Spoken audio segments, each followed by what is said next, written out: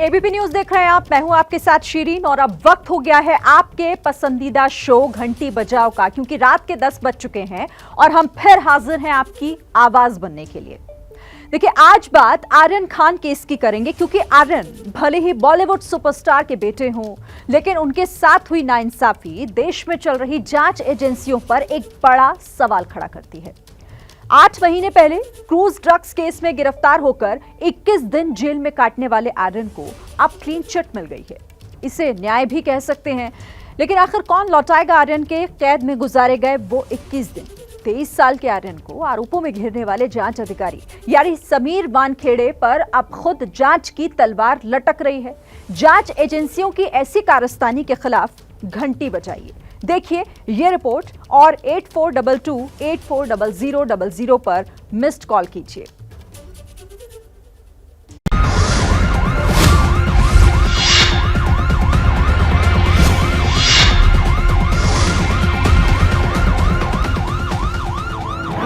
दो अक्टूबर की वो रात, वो पहली तस्वीरें, क्रूज पर रेड के बाद हलचल और अपने सामान के साथ पार्टी करने आए लोगों में अफरा तफरी। ड्रग्स के बारे में आपको कुछ पता था कि आपको अभी पता चला होगा कि क्या कुछ कार्रवाई वही पता चला। वहाँ पे कोई अनाउंस कर रहा था कि ये शिप नहीं जाएगा। ड्रग्स पार्टी ऑर्गेनाइज की थी, रेव पार्टी अंदर चल रही थी। नहीं, ऐसे कुछ स्पेशली ऑर्गेनाइज नहीं करा था। कौन ऐसे ऑर्गेनाइज करके बुलाता है? और इस बीच रेड का हीरो रात के अंधेरे में शहंशाह की तरह कैमरों से परहेज करता जांच अधिकारी समीर वानखेड़े।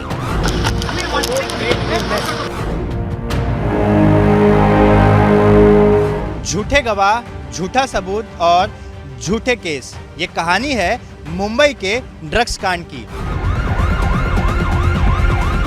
किसी व्यक्ति विशेष का नाम मैं नहीं लेना चाहता, लेकिन आप पब्लिक डोमेन में है। 14 लोगों पर जिन पर चार्जशीट हुई है उनके नाम भी पब्लिक डोमेन में है। 6 लोगों पर जिन पर नहीं हुए वो भी पब्लिक डोमेन में है। तो इसलिए ये एक हमारे लिए एनसीबी के लिए एक रेगुलर केस की संज्ञा में आता है और रेगुलर केस के आधार पर पोजीशन मेन मुद्दा था और जिनके खिलाफ ज़्यादातर पोजीशन सिद्ध हुआ उन पर कार्रवाई हुई। आर्यन खान केस में एनसीबी ने भी माना है कि समीर वानखेड़े की जांच में गड़बड़ी थी। We are a very responsible agency. हम कोई भी लूज कमेंट्स नहीं कर सकते। We talk on evidence, we talk on paper और सबूत के आधार पर।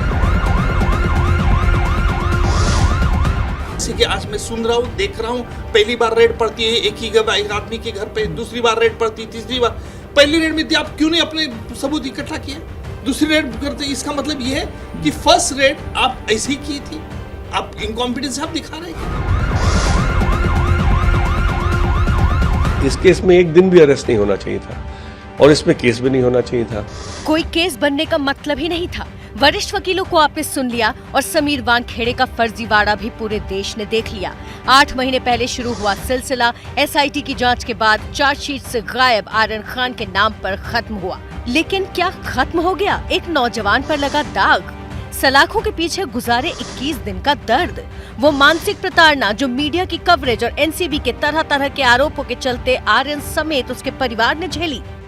दोनों के बीच करीब 18 मिनट तक बातचीत हुई थी, जिस वक्त शाहरुख और आर्यन काफ़ी इमोशनल हुए थे।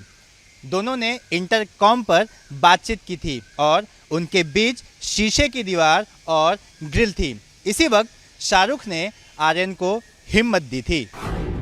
जब बेटे से मिलकर शाहरुख जेल से निकले थे तो फिर से मीडिया कैमरों ने उन्हें घेरा, लेकिन ये उस पिता का स्टारडम नहीं था, बल्कि ये उस पिता के स्टारडम की वजह थी जिसे आर्यन की गिरफ्तारी का कारण बताया गया। तो खैर है, क्या है कि this is the price film industry has to pay for high profile. अब आप जब हाई प्रोफाइल होते हैं तो लोगों को आपको नीचे खींचने में, आप पे पत्थर फेंकने में, आप पे कीचड़ उछालने में एक मजा आता है। अगर आप कुछ भी नहीं है तो किसके पास टाइम है कि आपको पत्थर? शाहरुख खान दुनिया भर में मशहूर चुनिंदा बॉलीवुड हस्तियों में से एक, जिसकी विदेशों में भी खूब फैन फॉलोइंग है। बॉलीवुड का वो सुपरस्टार बेटे की गिरफ्तारी के बाद कई हफ्ते गुमनामी के अंधेरे में चला गया था। एनसीबी की टीम पुलिस की मौजूदगी के बीच में इस कारागृह में लेकर पहुंची है। एनसीबी की सुनवाई के दौरान सभी आरोपियों की 11 अक्टूबर तक की कस्टडी की मांग की गई थी, लेकिन कोर्ट ने इन्हें कस्टडी देने से मना कर दिया। इस 4 घंटे की लंबी सुनवाई के दौरान आर्यन खान एक ही जगह पर घंटों तक पसीने में तरबतर खड़े थे। बेटा एनसीबी की गड़बड़ियों की वजह से जेल में दिन काट रहा था और पिता अपने परिवार समेत घर में कैद था। हफ्ते भर में ही मन्नत पर भी पुलिस का पहरा लग गया। यहाँ तक कि कुछ ही हफ्तों में एनसीबी टीम ड्रग्स के मामले में मन्नत में भी धमक पड़ी थी। ये कहानी है मुंबई के ड्रग्स कांड की। ये कहानी उस ड्रग्स कांड की है जिसका मास्टरमाइंड बताकर एनसीबी ने लगभग 8 महीने पहले सुपरस्टार शाहरुख खान के बेटे आर्यन खान को सलाखों के पीछे पहुंचा दिया था। लेकिन अब एनसीबी की जांच में आर्यन खान को मिल गई है क्लीन चिट। 8 महीने पहले ये झूठी करार दी गई कहानी 2 अक्टूबर की रात को शुरू हुई थी, जब एनसीबी के मुंबई जोनल डायरेक्टर समीर वानखेड़े को लीड मिली थी कि कुछ लड़के ड्रग्स के साथ कॉर्डेलिया क्रूज पर सवार होकर मुंबई से गोवा जा रहे हैं। धरपकड़ की गई तो केस हाई प्रोफाइल निकला। ये वो पहली तस्वीर है। लाल शर्ट पहने आर्यन के दोस्त अरबाज मर्चेंट इंटरनेट पर आर्यन बनकर वायरल हो गए थे। धीरे धीरे परतें खुली, आर्यन का नाम सामने आया, तस्वीरें सामने आई और फिर जांच अधिकारियों के आरोपों दावों की झड़ी भी लगी। देखिए, अब तक टोटल 17 अरेस्ट हुए हैं। उसके अलावा बाकी के जो 8 है आरोपी है उन्हें न्यायिक हिरासत में भेज दिया गया है और बाकी की प्रक्रिया कोर्ट की कार्रवाई चलेगी। नाम सांगते। देखिए, जो आप नाम जो आप पूछ रहे हैं, देखिए मैटर इन्वेस्टिगेशन में नाम देना ठीक नहीं होगा। We are a very responsible agency. हम कोई भी लूज कमेंट्स नहीं कर सकते। We talk on evidence, we talk on paper और सबूत के आधार पर। सर, आर्यन खान को मैं फिर रिट्रेट करना चाहूँगा। सारे सीजर स्पॉट पर हुए हैं और एनसीबी एक रिस्पॉन्सिबल ऑर्गेनाइजेशन है। हम जो भी कहते हैं वो पुख्ता सबूतों के आधार पर कहते हैं। हम किसी अन्य व्यक्ति या संस्था की तरह कुछ भी नहीं बोल सकते। बाकी संस्थाओं की तो छोड़िए साहब, खुद एनसीबी ने ही आर्यन केस की अपनी टीम का सारा पाखंड सामने ला दिया है। देखिए, 20 लोगों पर इनिशियल एक्यूजेशन था। इसमें से 14 लोगों पर पुख्ता सबूत पाए गए और 6 लोगों पर सबूत नहीं पाए गए।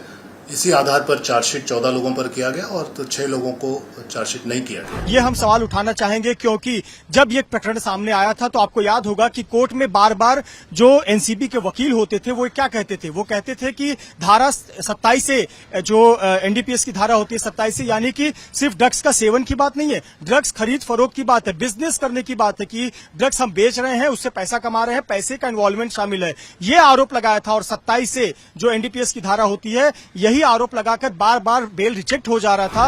और अब कानून के जानकार भी इस मामले में सामने आए खुलासे के बाद पूरी प्रक्रिया पर सवाल उठा रहे हैं।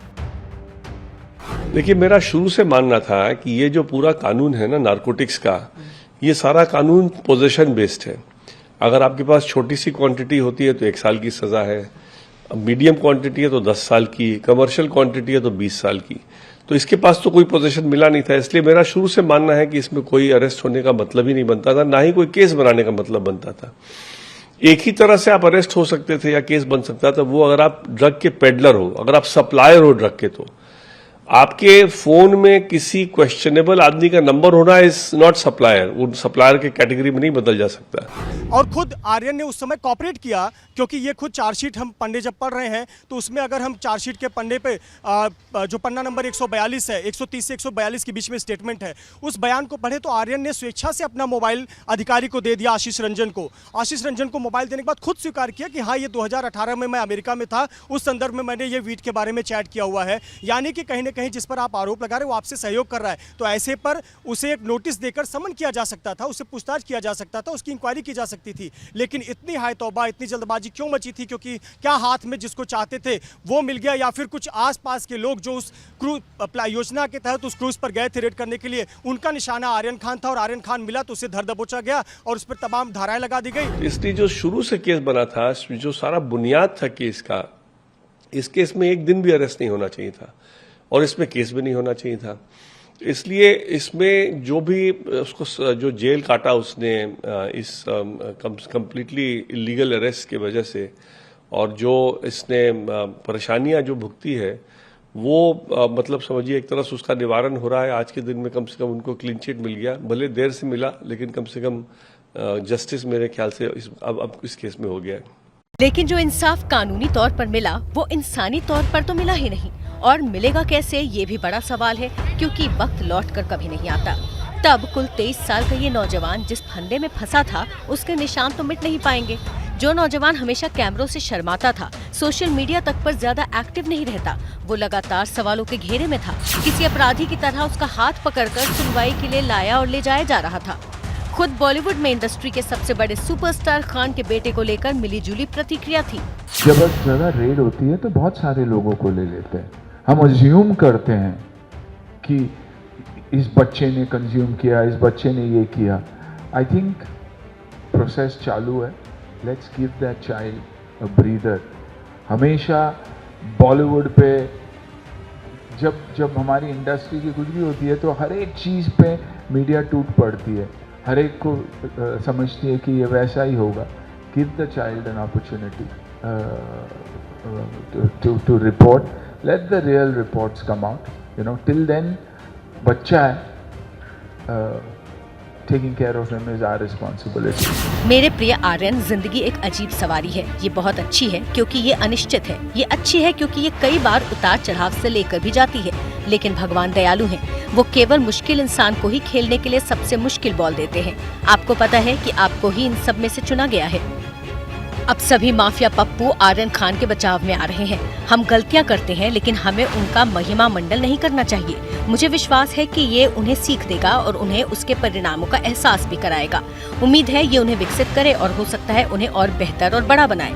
जब सामने वाला कमजोर हो तो किसी के बारे में गपशप नहीं करनी चाहिए, लेकिन उन्हें ये महसूस कराना आपराधिक है कि उन्होंने कुछ गलत नहीं किया। आप जब हाई प्रोफाइल होते हैं तो लोगों को आपको नीचे खींचने में, आप पे पत्थर फेंकने में, आप पे कीचड़ उछालने में एक मजा आता है। अगर आप कुछ भी नहीं है तो किसके पास टाइम है कि आपको पत्थर। और अब आर्यन को क्लीन चिट के साथ एक बार फिर इंडस्ट्री के कुछ लोगों के रिएक्शन आए हैं। बेबाकी से राय रखने वाले फिल्म मेकर राम गोपाल वर्मा और एक्ट्रेस पूजा भट्ट ने एनसीबी और समीर वानखेड़े पर सवाल उठाए हैं। समीर कौन? ओ सॉरी, कहाँ? शायद कहीं सच्चाई की मूरत और पब्लिक के सामने शर्मीले ऑफिसर बनने में व्यस्त हैं। कितनी सारी गड़बड़ियां जो संभालनी है। इनसे बेहतर कौन होगा जो सबसे कम भ्रष्ट हो और समाज को बुराई और गंदगी से बचाने वाला हो। बस इस बार नहीं, सेल्फी लेना मना है, ट्रूथ प्रिवेल्स। आर्यन केस में जो अकेली अच्छी बात सामने आई वो ये कि क्योंकि वो एक सेलिब्रिटी शाहरुख के बेटे हैं, इससे ऐसी एजेंसियों की निष्फलता और लापरवाही को उजागर करने में मदद मिली जो मासूम लोगों को इस तरह प्रताड़ित करते हैं। आम आदमी कभी ये बात न जान पाता न जानता। शुक्रवार को एनसीबी की कुल 6000 पन्नों की चार्जशीट दाखिल हुई, जिसमें से आर्यन समेत 6 लोगों के नाम नदारद थे क्योंकि उनके पास ड्रग्स नहीं मिले और न वो सबूत जो साबित करें कि वो ड्रग्स की खरीद फरोख्त में शामिल थे। समीर वानखेड़े पर पहले भी सवाल उठ चुके थे और इसीलिए उन्हें केस से हटाकर 6 नवंबर 2021 को ये मामला एसआईटी को सौंप दिया गया था। और अब इस मामले में चार्जशीट के बाद समीर वानखेड़े पर भी एक्शन लिया जा सकता है। जो उनके ज्वाइंट डायरेक्टर थे उनके ऊपर क्या कोई एक्शन हो रहा है जिनकी निगरानी में पूरी जांच चल रही है? समीर वानखेड़े सर, अभी जांच का दायरा अभी भी खुला हुआ है और जांच अभी पूरी तरह से कंप्लीट नहीं हुई है, लेकिन इतना कहा जा सकता है कि बहुत जल्दी ही हम लोग उस जांच को भी कंप्लीट करेंगे। और इस एसआईटी ने भी अपने टिप्पणी में कुछ पॉइंट्स बताए हैं जो कि कहीं कहीं गंभीर भी हैं, प्रोसीड्यूरल भी हैं, तो उस पर भी कार्रवाई होगी। तो समेकित कार्रवाई होगी और समय पर होगी। जहां एक तरफ खुद एनसीबी ही एनसीबी की जांच पर सवाल उठा रही है, तो दूसरी तरफ क्लीन चिट देने को भी कानून के जानकार सही नहीं मान रहे। कानून के हिसाब से ये बराबर नहीं चलता है।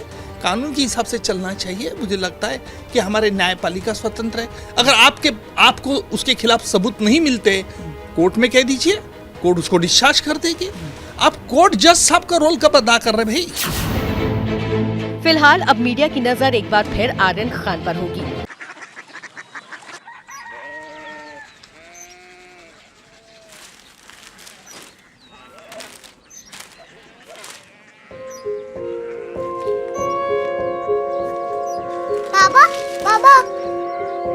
कोरिया सिटी जानी ना।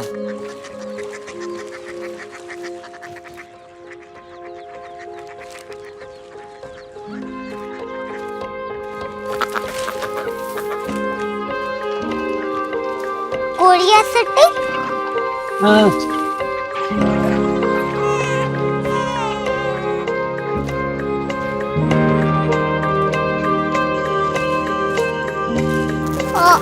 कोरिया सिटी कहाँ पे है? शहर अंग्रेजी लगे हैं।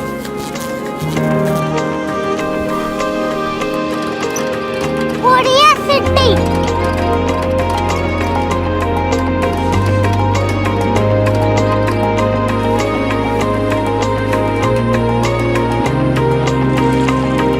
वो बहुत दूर है।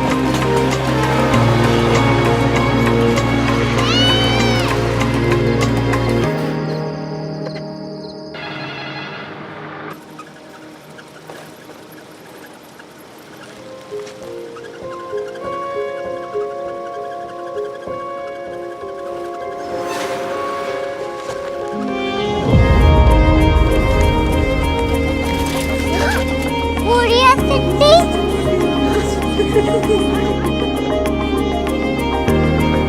दुनिया कुछ लोग बड़े होते हैं। कोरिया सिटी कहाँ है? प्रोफेसर साहब को पता होगा। हो, ये छोटा वाला ग्लोब लगता है और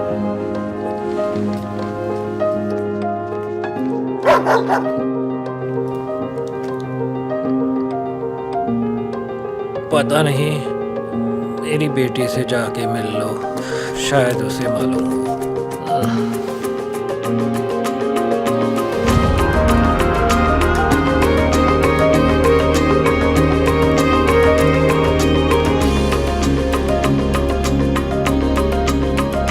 हाय, बाबा ने भेजा है। Come here. Korea city. Korea city नहीं, क्यूरियोसिटी। वो क्या? That's what brought you here? जो तुम्हें यहाँ तक ले आया। क्यूरियोसिटी।